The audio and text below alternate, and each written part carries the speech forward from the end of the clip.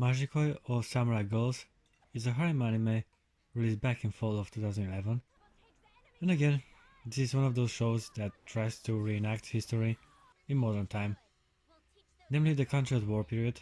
Kawakami City is well known for having many samurai ancestors among its citizens, therefore the students of Kawakami Academy use their heritage, centuries-old battle formation and fighting style on daily basis, whether they are studying for exams, competing in sports events, or just making sure they take good care of their traditions. These particular students solve most of their problems through violence, beating the shit out of your fellow classmate to determine your rank and status in the academy.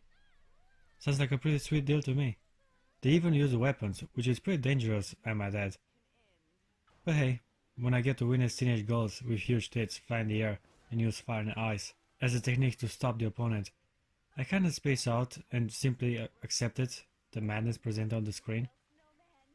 The first episode is total chaos, which is a bad way to start the show. The anime has the unfortunate tendency to introduce all its main and secondary characters in the span of 10 minutes, as they are in the middle of a military conflict. It is very confusing. I wasn't able to connect with any of the action, as I didn't know who and why they were fighting. The characters look interesting, especially the girls, that in typical harem fashion are performing the strongest and most visually impressive techniques. Kinda weird how these tight females have superpowers, while the rest of the guys use sticks and fists to fight. Well, these girls are obviously the main love interest for the protagonist, which although was hiding with his other three friends, was easy to spot nonetheless. I kinda watch a lot of these type of shows, therefore it was clear to me that the uninteresting short and average guy is the main character of the story. Having such a succulent variety of beautiful women, to see on a boy that only seems interested in one of them felt like a waste. But I guess this is the standard formula, and yet I would have hoped the Harem King would have been a bit more promising. He seems distant and mostly focused on strategy at the beginning, even though just a few episodes later he gets intensely preoccupied with boobs. You like boobs? Good ass? If I have the choice, I'd go with the ass. And I'll let you have a big one. Right up the ass. The way I see it is that the writers tried to make him sarcastic and calculated at first, but quickly realized that the main character works better within the story as a pervert. You're so good at getting what you want, Yamato! Anyway, the protagonist does have a girl he likes, which sadly considers herself to be his older sister. Yeah, he got friendzoned. At first the anime didn't really manage to captivate me. So much action, chaos, and people that I didn't care about only one episode was just a huge mess. I was kinda skeptical when I got with this show, until I got to see the main 5 girls naked, taking a bath together. Wow, this show actually has nudity. Why didn't nobody tell me about it? Well, this changes everything. This might just be a great anime after all. Now that I think about it, the character design is pretty cool. I mean, the women are definitely hot. They have nice natural body proportions, and even the one with double D implants has a healthy enough stature to support those jokes. I like talking about boobs. It's just, whenever an anime has some real fan service, I get more interested in the action and the premise. I see tits like achievements. They are definitely not the main purpose, but a nice wreck can certainly enhance the overall experience. Episode 3 has the good stuff, right from the beginning. You're so good! Sam told me to only watch that particular episode alone, and now that I've tried it, I also recommend the same. I like how the chick voiced by Brittany Karbowski is the one obsessed with the main character. Is it because I know all of your secret fetishes? Too bad he is inexplicably uninteresting in her. Miyako is obviously the best girl in the harem. She's perverted and incredibly insistent, kinda like Juvia from Fairy Tail. Now that I think about it, she even kinda resembles her, both in personality and body. With her, even though the protagonist lives in the same building alongside a fairly equal number of girls and boys, all the females are only interested in him. Yamato is rather attractive, I guess, if you are to compare him with his buddies. Okay, I gotta admit, when it comes to Harem King standards, he scores pretty high in the looks department. As the show progresses, I'm very pleasantly surprised and frankly amazed on the abundance of nudity and edgy moments. We get to see the goods of each one of the main 5 girls. And it's incredible. Actually, it's brilliant. Why is this show not popular? The fan service is done right. We get to see so many naked girls. It's not just a nip slip or some panty shots here and there, but actually minute-long nudity sequences and female body complete exposure. Why was the first episode so action-packed, when the show is mostly about cat development and tits? Many might even give up after the first entry in the anime, as it presents the show as being chaotic and unfocused, which is a shame, cause Majiko is Samurai Girls has the good stuff. But I'm a little confused. As the show progresses, it is revealed that Yamato is actually very interested in the female body, maybe even a little perverted. I've been wanting to see girls in bloomers since this afternoon. Sometimes you're just in that mood. Which contradicts my previous statement about him. He only wants the girls he can have though, and foolishly ignores the one that constantly offers herself to him. I actually thought he was ignorant of the female beauty, when in fact he's pretty horny himself. Kinda like real life. Huh? If it's easy, it's not worth it. Or maybe he's just afraid to commit to someone he likes. As I kept on watching, I was stunned on how much they changed Yamato as a character.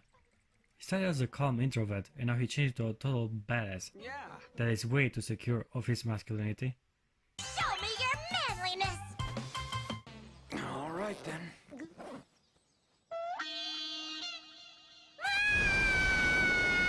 He becomes quite confident as the show progresses and even has some cool moments. Yamato ends up being even helpful in numerous fights, despite having no special powers. I did end up liking the main character, more than he probably deserves. He ends up having some pretty fine lines, as the anime reaches its last episodes.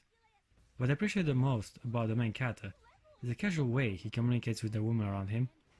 Miyako aside, he always finds a clever and thematic way to influence the life of the most girls he interacts with. On the bad side, besides having a shitty uninteresting story, Majiko Samurai Girls also has a strange subplot about loving your country and stuff. The whole plot circles around this premise, and it's as stupid as useless its inclusion was. So a country is just a collection of people who love each other. If you say you love your mother, you have an Oedipus complex. Dame tries to be deep and ask some hard questions, but he stumbles and falls flat on his face, resulting in me just ignoring this bullshit.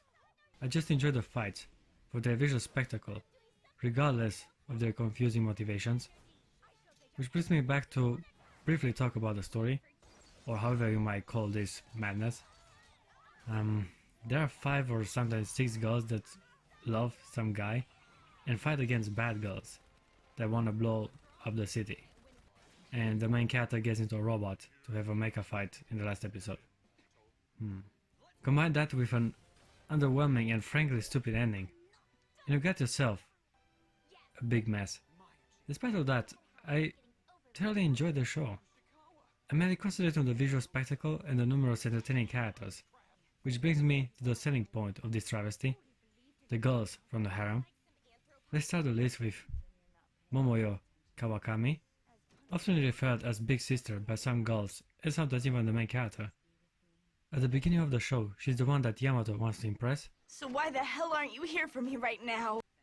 He had a crush on her ever since they were children, and now they are both in the same academy. She sadly rejects his feelings.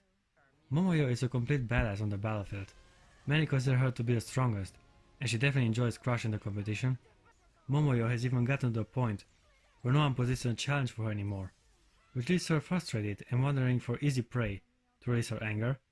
Unfortunately, the main cat is usually the one that has to endure her torment.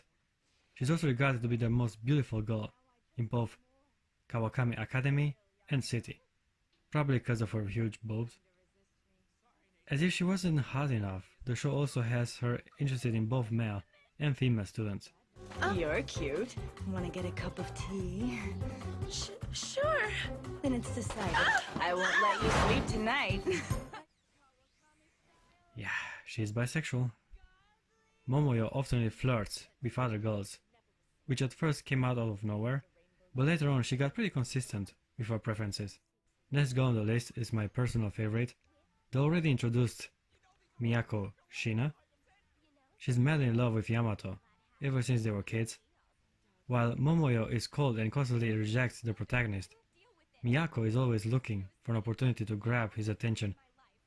and charm him with whatever perverted means necessary.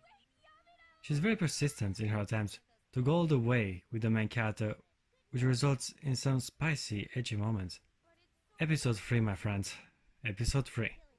Check it out, you will know what I'm talking about. Otherwise, she's a rather attractive young lady. Too bad Yamato feels responsible for Miyako, and therefore he rejects the thought of starting any kind of romantic relationship with her. Feels like a waste.